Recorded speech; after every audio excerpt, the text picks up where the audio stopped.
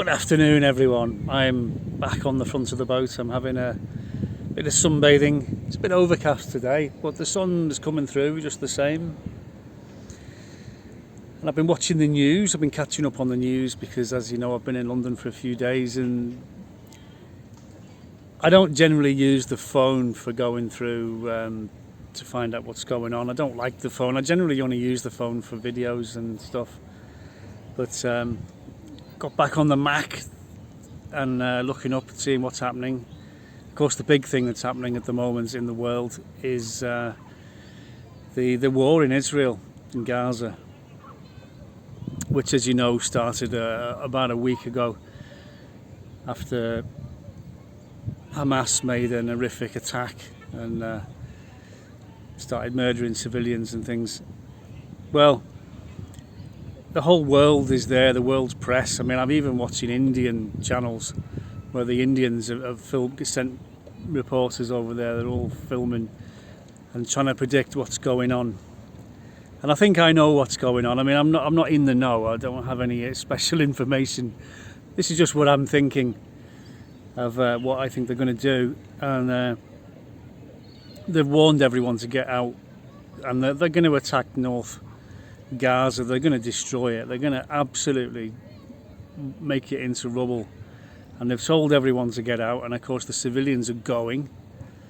There's been all kinds of different reports about civilians, refugees getting shot at. I mean, we saw this in the Second World War, didn't we? Refugees going down roads, and Stuka dive bombers coming down and strafing them on the road. I mean, it's horrendous. It's very, very sad that this has got out of hand and people are dying. Innocent people are dying. I don't care so much about the combatants, because they're in it. They're in the combat zone, and it's their job to kill each other. That's what they do. But it's when civilians get caught up in it all that it saddens me tremendously. But my advice to the Palestinian people, the innocent ones, they were nothing to do with anything, is to get out, get into Egypt, cut a hole in the fence. Don't care if the Egyptians won't let you in. Just cut a hole in the fence and enter Egypt illegally. That's what I'd do if I was a Palestinian and I was there. I'd get my family the hell out of Dodge, as they say in America, and I'd get into, because Egypt is a safe place unless the war escalates and Egypt take a side, which they haven't at the moment, and they're probably not going to. So once you're in Egypt, you're safe, you know, and you're a refugee from a war zone. I mean, you've got every reason to be there. You know, it's a good reason. And the Hamas will remain, I guess, and fight to the death. I don't know, or they might pretend to be civilians and just exit into Egypt as well. I don't know. But the Israelis have had enough, I think. They've had enough of all the rockets and all the nonsense. And they're going to destroy Gaza. That's what I think is going to happen. I think they're just going to destroy it. There won't be one house left. It'll just be rubble.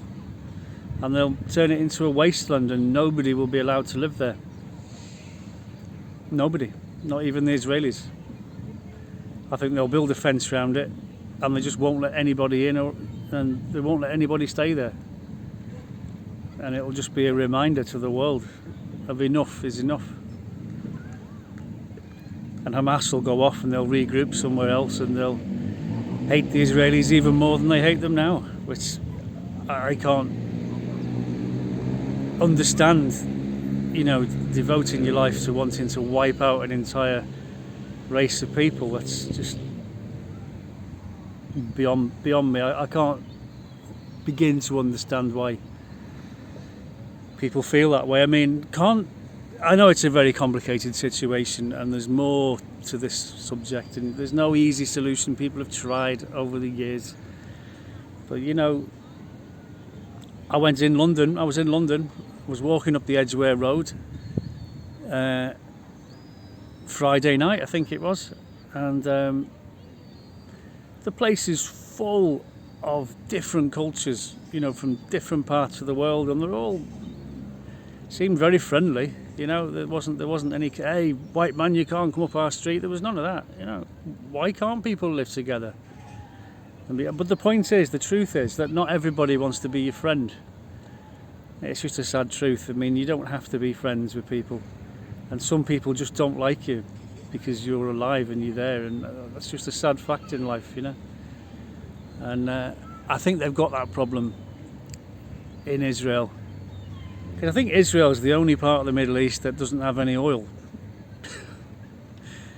And it's not a very big place, so you know, you'd think that the Arabs, who have got so much land everywhere, would just let them have that bit, and then it's, what's the big deal? I mean, why is it so important to fight to the death over a very small piece of land that has no mineral oil value, you know, anything like that? There's nothing there as far as I'm aware. Could be wrong,